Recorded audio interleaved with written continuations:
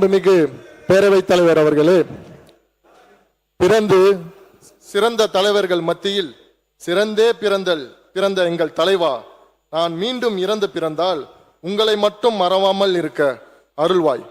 மாண்புமிகு பேரவைத் தலைவர் அவர்களே, கிருஷ்ணன் பிறந்ததை இந்துக்கள் கொண்டாடுகிறார்கள், இயேசு பிறந்ததை கிறிஸ்துவர்கள் கொண்டாடுகிறார்கள், நபிகள் பிறந்ததை இஸ்லாமியர்கள் கொண்டாடுகிறார்கள். நாடே கொண்டாடும் பிறந்த தினம் எது என்று தெரியுமா? தமிழகத்தில் எழுச்சி பெறும் நாள் ஜூன் 22. மாண்புமிகு பேரவைத் தலைவர் அவர்களே, நிறைய சிந்தித்து கொஞ்சமாய் பேசும் முதல்வர், மக்கள் நலனுக்காக தன் நலன் துறப்பவர், உண்மையாய் ஊருக்கு உழைப்பவர், வியர்வையை சிந்தி வெற்றி பெறுபவர், பிறரை மகிழ வைத்து மகிழ்பவர், அடுத்தவர் பேருக்கும் புகழுக்கும் பணத்திற்கும் ஆசைப்படாத, மொத்தத்தில் மக்களாட்சி தரும் மாண்பாளர், மனித நேய பண்பாளர் அப்படின்றது யார் யார் சொல்கிறார் என்று தெரியுமா? மாண்புமிகு பேரவைத் தலைவர் அவர்களே, 80 கடந்தவர்கள் பேரனாட்சி என்கிறார்கள், 70 உள்ளவர்கள் மகனாட்சி என்கிறார்கள், 50 உள்ளவர்கள் சகோதரர் ஆட்சி என்கிறார்கள், 40 உள்ளவர்கள் நண்பன் ஆட்சி என்கிறார்கள், 20 உள்ளவர்கள் எங்கள் ப்ரோ ஆட்சி என்கிறார்கள், 10 உள்ளவர்கள் விஜய் மாமா ஆட்சி என்கிறார்கள், தாய் வயிற்றில் உள்ளவர்கள் நாளையும் ஆட்சியும் கில்லிதான் என சொல்கிறார். ஆக மொத்தம் அடுத்த 50 ஆண்டுகளுக்கு தமிழக வெற்றி கழகத்தின் ஆட்சிதான். மாண்புமிகு பேரவைத் தலைவர் அவர்களே, தமிழக மக்கள் 2026 மே 4 நாளைய தீர்ப்பை நலமுடன் எழுதினார்கள். குழந்தைகள் முதல் பெரியவர்கள் வரை குஷியோ குஷி. காலமெல்லாம் காத்திருந்த மக்களுக்கு காவலனாய், கண்ணுக்குள் நிலவாய், பகவதியாய், திருமலையாய், பிரியமுடன் தமிழகத்தின் புதிய கீதையை படைப்பதற்கு நம் சர்க்காரில் சரித்திரம் படைத்தாய். துல்லாத மனமும் துள்ள வைத்து நீங்கள் சொல்லி அடிப்பதிலும் சொல்லாமல் அடிப்பதிலும் கில்லி என்ற பெயர் எடுத்த தலைவா, நீங்கள் பேசினால் எதிரிகள் மெர்சல் தான். பணநாயகத்தை ஒழித்து ஜனநாயகத்தை காத்த தலைவா, தமிழக மக்கள் ஒன்ஸ் மோர் என்று ஒரு 100 வருடம் கேட்பார்கள். இது உண்மை, சத்தியம். மாண்புமிகு பேரவைத் தலைவர் அவர்களே, பொதுவாக இந்த சபையில் தங்கள் கருத்துக்களை தொடங்கும் போது சாதாரணமாக இருந்த என்னை என்றுதான் தொடங்குவார்கள். ஆனால் நான் அப்படி தொடங்க போவதில்லை. ஏனென்றால் மிக சாதாரணமாக இருந்தவன் நான். மிக சாதாரணமாக இருந்த எனக்கு அங்கீகாரம் கொடுத்து மக்கள் பணியே மகேசன் பணி என்று சொல்லி தந்து இயக்கத்தில் உறுப்பினராக்கி தாம்பரம் சட்டமன்ற தேர்தலில் போட்டியிட வாய்ப்பு தந்து சட்டப்பேரவை உறுப்பினராக்கி அதன் தொடர்ச்சியாக உங்கள் அரியாசனத்திற்கு பின்பு எனக்கும் என்னை போன்றவர்களுக்கும் சரியாசனம் தந்து அமைச்சராக்கி அழகு பார்த்த எங்கள் தலைவா, தங்களுக்கும் தன் ஆயுளையும் என்னுடைய குடும்பத்தின் ஆயுளையும் சேர்த்து பணிந்து தருகிறேன். மாண்புமிகு பேரவைத் தலைவர் அவர்களே, எங்கள் இதயத்திலும் இல்லத்திலும் கோட்டையிலும் சிஎம்மாக இருக்கும் எங்கள் தலைவா, நாளைய பாரதத்தின் பிஎம் நீங்கள்தான்.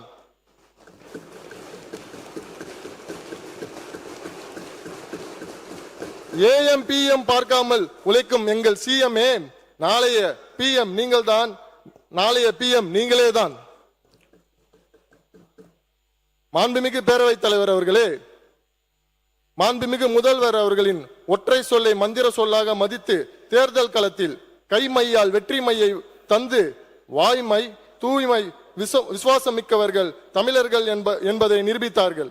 அதிலும் தாம்பரம் மக்கள் முதல்வரின் வாக்கை வேத வாக்காக ஏற்று 1,18,967 வாக்குகளை அளித்து அதிலும் 35,621 வாக்குகள் வித்தியாசத்தில் மகத்தான வெற்றியை வழங்கினார்கள். அந்த அனைத்து நல்ல உள்ளங்களுக்கும் தேர்தல் களத்தில் சுற்றி திரிந்த கழக பணியாற்றிய தமிழக வெற்றி கழகத்தின் அனைத்து சகோதர சகோதரிகளுக்கும் நண்பர்களுக்கும் பாசமிகு நன்றியை நேசத்தோடு தனித்தனியாக பதிவு செய்கிறேன். மாண்புமிகு பேரவைத் தலைவர் அவர்களே, அச்சத்தை அச்சப்பட வைத்து மிச்சம் இல்லாமல் தமிழகத்தை உச்சத்தை தொட்ட பேரவைத் தலைவர் அவர்களே, குற்றாலம் நயகரா நீர்வீழ்ச்சியை கொட்டியதை பார்த்துள்ளேன். அவை பேசினால் எப்படி இருக்கும் தெரியுமா?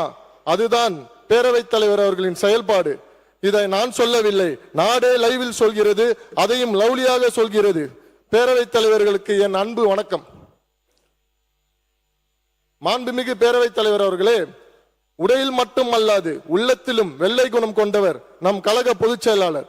அனைத்து துறை அமைச்சர் பெருமக்களுக்கும், சட்டப்பேரவை துணைத் தலைவர், அரசு தலைமை கொறடா, அனைத்து சட்டமன்ற உறுப்பினர்கள் அனைவருக்கும் என் அன்பிற்குரிய பணிவார்ந்த வணக்கங்கள்.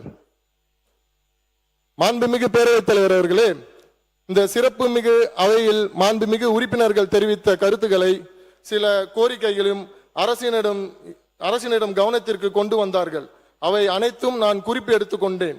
மாண்புமிகு முதல்வர் அவர்கள் வழிகாட்டுதலோடு உறுப்பினர் கருத்துக்களுக்கு தக்க நடவடிக்கை எடுக்கப்படும் என உறுதியளிக்கிறேன். மாண்புமிகு பேரவைத் தலைவர் அவர்களே, இன்றைக்கு சீர்மிகும் திட்டங்களால், செயல்களால் மனிதவள மேலாண்மை துறை மாற்றங்களின் தோற்றமாய் வடிவமைத்த பெருமை எங்கள் முதல்வரையே சாரும். உன்னை அறி, உண்மையை உணர், உழைப்பை நம்பு, ஊருக்கு உழை, கல்வி பேணு, அறிவை விரிவு செய், சிந்தனை செய், சிறகை விரி, சிகரம் தொடு என்பதே இத்துறையின் நோக்கம். மாண்புமிகு பேரவைத் தலைவர் அவர்களே, அச்சம் வேண்டாம். 15 நிமிடத்திற்குள் என் பதிலுரையை நிச்சயம் முடிப்பேன். மாண்புமிகு பேரவைத் தலைவர் அவர்களே, மனித உடம்பில் எல்லா உறுப்புகளும் முக்கியம் என்றாலும் மனிதன் துன்பப்படுகின்ற போது துவண்டு போகாமல் இருக்க தோள் கொடுத்து உதவும் இதயம்தான் சிறந்தது என்பார்கள். அந்த வகையில் இத்துறைக்கு பிற துறைகள் கண்ணாய், செவியாய், சிந்தையாய், இருதயமாய் விளங்கினாலும் மனிதன் மனங்களின் தங்கக்கூடிய தோளாக இந்த அரசிற்கு விளங்குவது மனிதவள மேலாண்மை துறை. இத்துறை பொறுத்தமாட்டில் பணியாளர்களுக்கான பயிற்சி, அலுவலர்களுக்கான பயிற்சி, அரசின் ஒருங்கிணைந்த நிதி மற்றும் மேலாண்மை அமைப்பு, நிர்வாகத்தில் செயற்கை நுண்ணறிவு, எளிமை ஆளுமை, நல்லாளுமை விருது, கருணை அடிப்படை பணி, ஆய்வு பிரிவு, மாநில விழிப்பு பணி ஆணையம், ஊழல் தடுப்பு மற்றும் கண்காணிப்பு இயக்கம், ஒழுங்கு நடவடிக்கை தீர்ப்பாணையங்கள், லோக் ஆயுக்தா, தமிழ்நாடு தகவல் ஆணையம், அரசு பணியாளர்கள் தேர்வாணையம் என்று பல்வேறு துறைகளை உள்ளடக்கியதே மனிதவள மேலாண்மை துறை செயல்பட்டு வருகிறது. மாண்புமிகு பேரவைத் தலைவர் அவர்களே, முயற்சியும் பயிற்சியும் தொடர்ச்சியாக இருந்தால் வெற்றியின் நிச்சயம் என்பார்கள். தமிழ்நாடு அரசு ஊழியர்களுக்கு அவர்கள் பணியில் சேர்ந்தது முதல் பல்வேறு வகையான பயிற்சிகளை வழங்கி வருகின்றோம். இவை தவிர பல்வேறு போட்டித் தேர்வுகளின் வெற்றி பெற்ற வாழ்க்கையை வசந்தமாக்கி கொள்ள SSC, staff selection commission, RRB, railway recruitment board, IBPS, institute of banking personnel selection, TNBSC, Tamil Nadu public service commission போன்ற போட்டித் தேர்வுகளும், மத்திய அரசு நடத்தும் UPSC என்ற சொல்லப்படுகின்ற குடிமைப்பணி தேர்வுகளுக்கான சிறப்பு பயிற்சிகள் வழங்கப்பட்டு வருகிறது.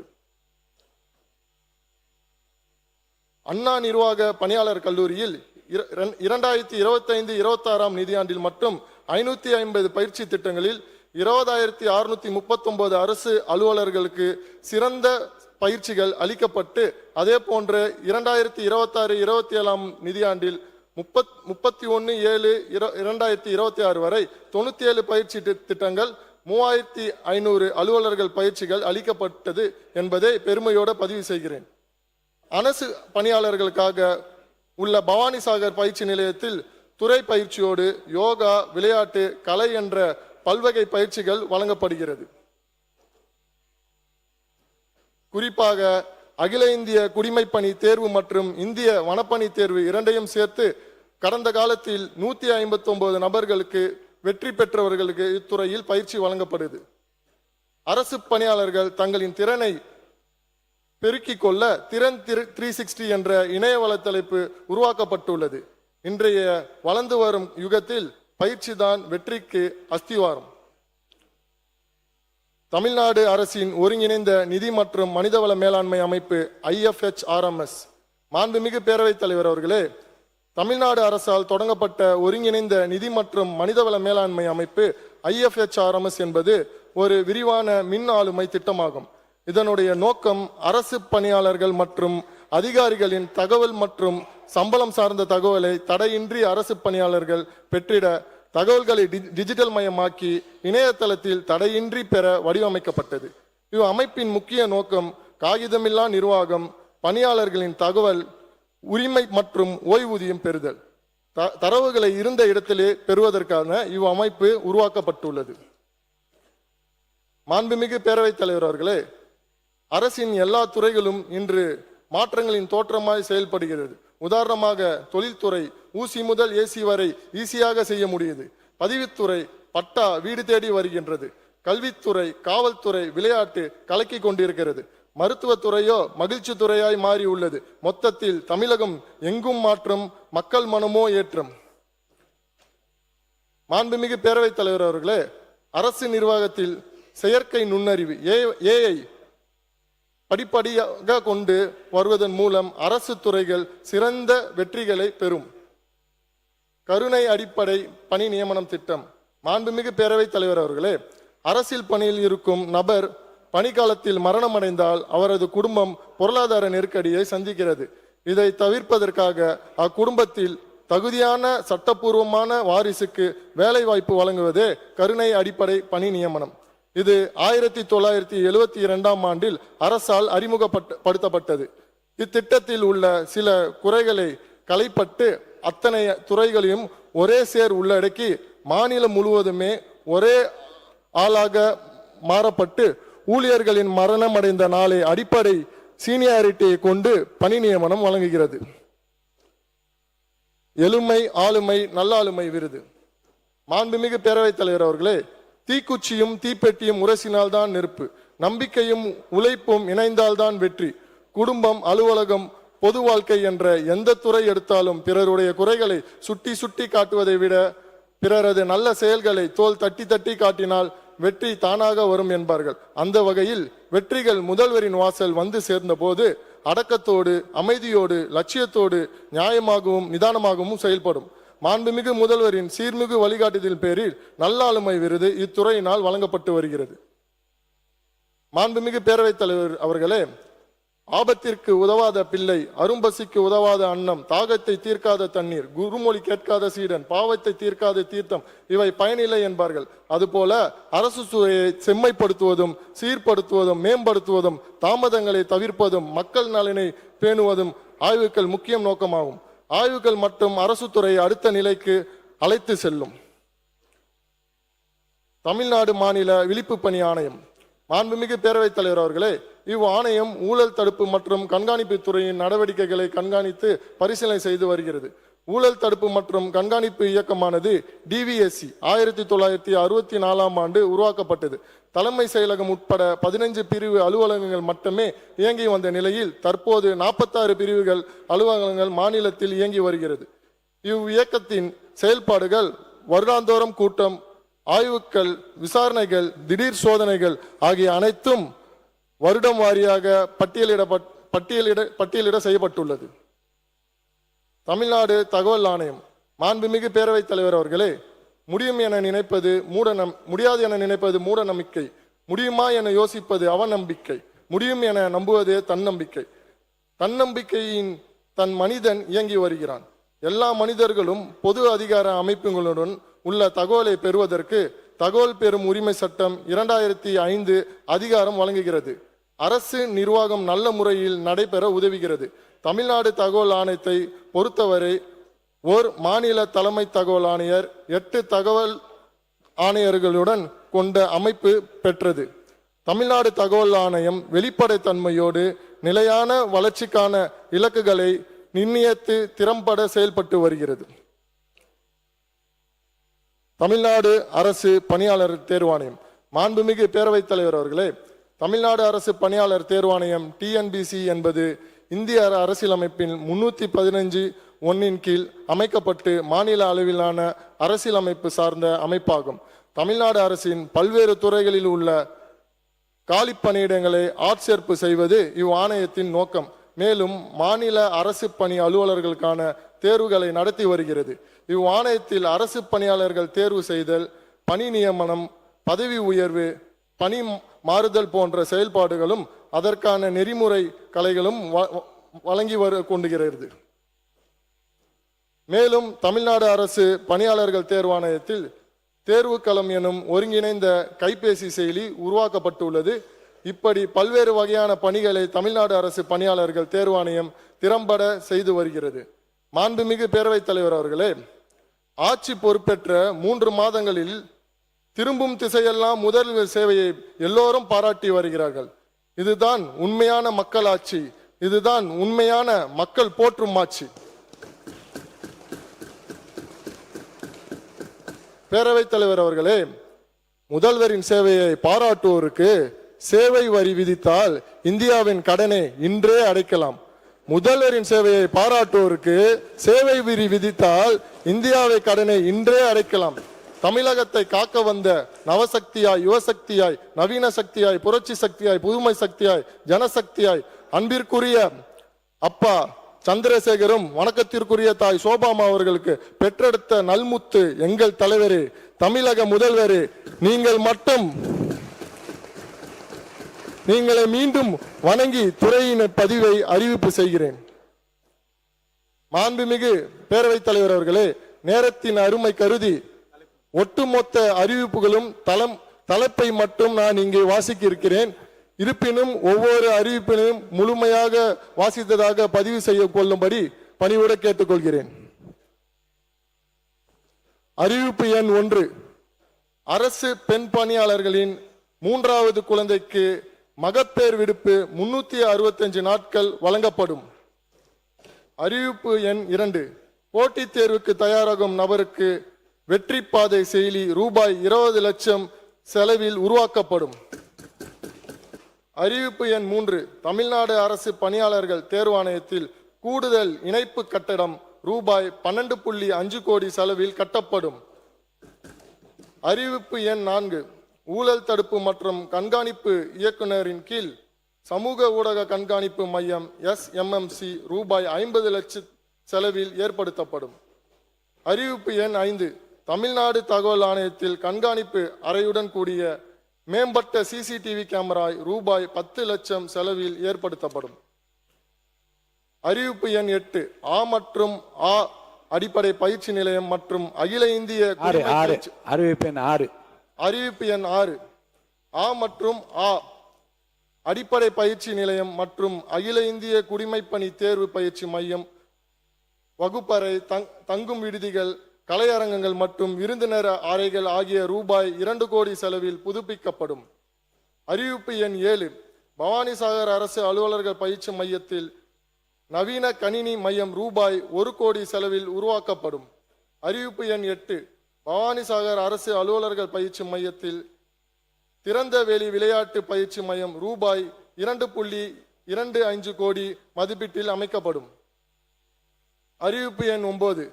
போட்டித் தேர்வு பயிற்சி மையங்கள் அறிவுரைசார் மையங்களோடு நாலேஜ் சென்டர் இணைந்து செயல்பட்டு வகையில் தகுந்த உட்கட்டமைப்பு வசதி ரூபாய் 1.30 கோடி செலவில் ஏற்படுத்தப்படும். அறிவிப்பு எண் 10. அரசு பணியாளர்களுக்காக இணையவழி திறன் மேம்பாட்டு பயிற்சி கூடுதலாக சட்டம் மற்றும் விதிகள் போன்ற கற்றல் தொகுதிகளை ரூபாய் 50 லட்சம் செலவில் உருவாக்கி திறன் 360 இணையதளத்தில் சேர்த்து நடைமுறைப்படுத்தப்படும். அறிவிப்பு எண் 11. எளிமை ஆளுமை திட்டத்தின் கீழ் 150 அரசு சேவைகள் வழங்கப்படும். மாண்புமிகு பேரவைத் தலைவர் அவர்களே, கோவிலுக்குள் சென்றால் எப்படி தண்ணீர் தீர்த்தமாகிறதோ, சாதம் பிரசாதமாகிறதோ, சாம்பல் திருநீர் ஆகிறதோ, அதே போல் தாவேக்கா அலுவலகம் சென்றால் சாமானியர் கூட சட்டமன்ற உறுப்பினர் ஆகலாம். சிலருக்கு குல தெய்வம் பிடிக்கும், சிலருக்கு இஷ்ட தெய்வம் பிடிக்கும். ஆனால் எல்லோருக்கும் பிடித்த மனித தெய்வம் தமிழக முதல்வர் எங்கள் தளபதியே. மாண்புமிகு பேரவைத் தலைவர் அவர்களே, மொத்தத்தில் அரசுக்கு முகமாய் முகவரியாய் மனிதவள மேலாண்மை துறை விளங்குகிறது. பேரவைத் தலைவர் அவர்களே, மாண்புமிகு உறுப்பினர்களுக்கு நான் எடுத்து வைத்த கருத்துகள் மனநிறைவை அளித்திருக்கும் என நம்புகிறேன். மாண்புமிகு உறுப்பினர்கள் தங்கள் வழங்கிய வெட்டு தீர்மானத்தை திரும்ப பெற்றுக்கொண்டு மானிய கோரிக்கை நிறைவேற்றி தருமாறு அன்புடன் கேட்டுக்கொள்கிறேன். மாண்புமிகு முதல்வர் அவர்களுக்கும் பேரவைத் தலைவர், துணைத் தலைவர், கழக பொதுச் செயலாளர், மாண்புமிகு அமைச்சர் பெருமக்கள், அரசு தலைமை கொறடா, அனைத்து சட்டமன்ற உறுப்பினர்கள், துறையின் செயலாளர், அனைத்து அலுவலர்கள், பணியாளர்கள், அமைச்சர் அலுவலக அனைத்து சகோதரர்கள், பத்திரிகை மற்றும் ஊடக நண்பர்கள், காவலாளர்கள் என்று அனைவருக்கும் எனது மனமார்ந்த நன்றியை பதிந்து வணங்குகிறேன். இது பேரவைத் தலைவர் அவர்களே, என் கையில் இருப்பது வெறும் காகிதம் அல்ல, இது மனிதவள மேலாண்மை துறையின் என் மாண்புமிகு முதலமைச்சரின் மிகப்பெரிய ஆயுதம் என்று கூறி, வாழ்க தமிழ்நாடு, வளர்க தமிழ் மக்கள், வெல்க ஜனநாயகம் என்று விடைபெறுகிறேன். நன்றி, வணக்கம்.